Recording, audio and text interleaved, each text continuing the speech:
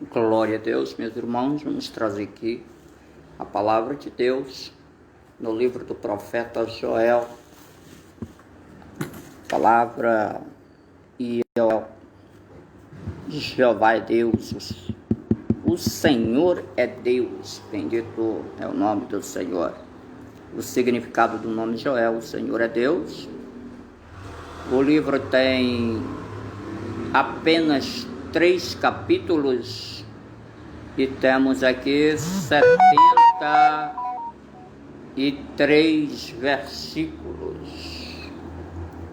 O autor pode ter sido o próprio Joel, filho de Petuel. Petuel é um nome bíblico que significa possuídos por Deus. Essa palavra bem interessante aqui para nós entendermos. A data deste livro ela é incerta, ela não tem uma data bem certa. Alguns acreditam que foi no 9º século antes de Cristo, uma data pós-exílica ou uma data pós-exílica, né? Quer dizer que já há 2 possibilidades aqui. Ou 9 séculos antes de Cristo ou uma data pós-exílica. O livro está perto dos profetas menores, entre os profetas menores.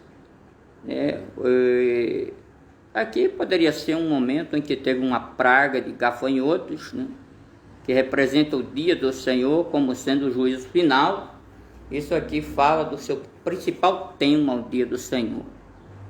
Nós observamos aqui que esse profeta ele foi contemporâneo de Amós e Oséias, 2 outros profetas, né? Nós vemos também no capítulo 1 que este profeta veio a ele a palavra do Senhor, falando com os anciãos, vós velhos, que são os anciãos, e falando sobre o que aconteceu no dia dos vossos pais, né?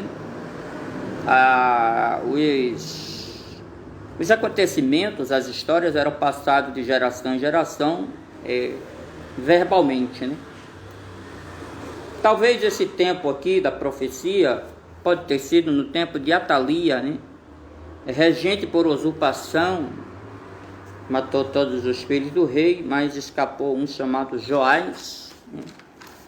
Era menor de idade, e isso pode ter sido aqui 841 a 835 a.C., essa data de Atalia aqui. E segundo Reis, capítulo de número 11, versículo de 1 a 3. Houve uma invasão de locusta. Nesse capítulo 1 vai mostrar aqui. Essa palavra invasor, ela é muito colocada pelos profetas, pastores, ou melhor, pelos grandes historiadores, corrigindo aqui, essa questão de pastores nem existe no contexto. Os historiadores, os escritores bíblicos, sempre colocam essa palavra invasor como se fosse assim, um exército entrando dentro de outra nação, né? Todo país tem a sua soberania. Então, quando uma outra nação entra na terra dos outros, é uma invasão. Então, aqui nós já temos um momento que pode explicar que houve invasão de outros adversários nesta revelação divina aqui. Deus fala exatamente aqui sobre narrar os fatos, né? Essa narrativa aqui no hebraico seria chaperu, onde nós vemos aqui que Deus ordena a narração dos fatos de uma geração para outra, dos pais para os filhos e de geração em geração. Às vezes, antigamente, como era pregado por palavras, depois passou a ser escrito, né? E hoje existem várias formas tecnológicas de se registrar uma história, a história de uma nação. Aqui houve uma invasão de 4 tipos de gafanhotos. A Bíblia tem 9 nomes, aqui aparece 4 para gafanhotos no Antigo Testamento, né? no hebraico. Apareceu aqui o cortador, o migrador, o devorador e o destruidor. Podemos dizer que esses 4, eles agiriam imediatamente, na mesma hora, ou poderiam agir separadamente em 4 instantes diferentes.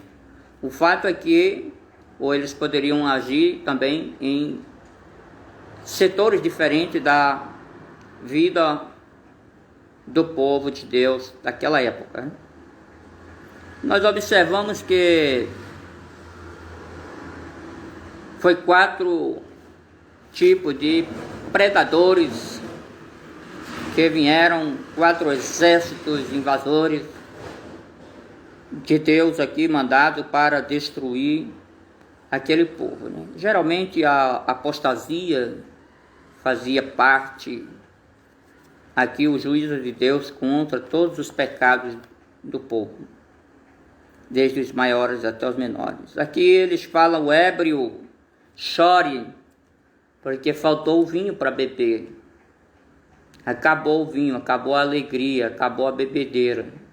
Chore, uiva, chorai e vai. Nós vamos ver aqui que um povo poderoso veio contra os filhos de Deus ali, e eles eram ferozes como leões, tinham dentes de leões e queixas de leoa, queixais de leoa. Veja que eles partiram para cima da vinha e destruíram ali a vinha, né? A Bíblia chama de um povo que veio. Essa palavra povo no hebraico é goi. É um povo poderoso, povo destruidor. Foi aqueles que vieram para, de repente, assolar a terra do povo de Deus. De sorte que foi direto no campo, na vide, na figueira. Foi acabando ali com o que era mais precioso para a manutenção do povo. Também chora aqui porque a virgem que tinha sido prometida em casamento, no versículo 8, ela fica viúva antes de casar. Aqui também foi cortada no versículo 9 a oferta de manjares e a libação. Tudo era de material vindo do campo e foi tirado da casa do Senhor todo o mantimento. Isso é importante nós entendermos. De repente o campo está assolado, né? Essa parte aqui, ela vai mostrar qual é a situação. Ele manda que haja uma lamentação. Aqui a virgem já está chorando, no hebraico ele, é um lamento. Nós vemos que a casa do Senhor tem os sacrifícios cortados. Não poderia ter culto, né, para eles, porque foi cortada a oferta de manjares e a libação. O material do campo que usava nesse tipo de oferta está em Levítico 2, 1 a 15, né? Água, vinho e outros líquidos derramados em rituais religiosos era a libação. A oferta de manjares era farinha, azeite, cereal, vinho, sal e incenso, né? No campo não tinha nada, então não dava usava para fazer as ofertas diárias e sacrifício diário ao Senhor. Eles eram para ter vergonha, porque um povo que prosperava tanto, agora acabou-se tudo. A videira e a figueira eram símbolo de prosperidade, mas agora não estava produzindo nada. A tomada de Jerusalém no ano 70 foi comemorada pelos romanos com uma moeda, onde tinha uma mulher sentada, chorando debaixo de uma palmeira. Você pergunta por quê? Porque a palmeira era símbolo de paz. Se ela estava chorando é porque estava em tempo de guerra e não havia ali prosperidade alguma agora. O limite da paz e a entrada em tempos de guerra, de desolação. Isso é incrível, né? Foi a destruição do ano 70 aqui, essa comemoração com a moeda. As árvores estavam secas e faltava alegria. Isso aqui é horrível. Nós olharmos esses versículos 11 e 12. Árvore seca, falta de alegria. Outra vez a convocação dos ministros do altar, ministros de Deus, para vestirem pano de saco e fazerem lamentações, convocarem jejum, assembleia solene, clamor de todos na casa do Senhor, isto é, no templo. O dia do Senhor é dia de vingança.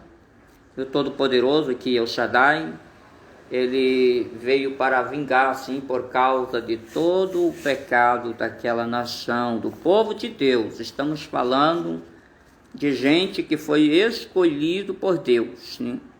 Isso é importante porque tem gente que acha que porque é crente pode fazer o que quer, né? Mas existem regras no reino de Deus. Olha a situação aqui desse povo em Joel, capítulo 1. Foi cortado ali o mantimento, né? Não tinha mais na casa do Senhor. Para o povo, o mantimento é oquel, né?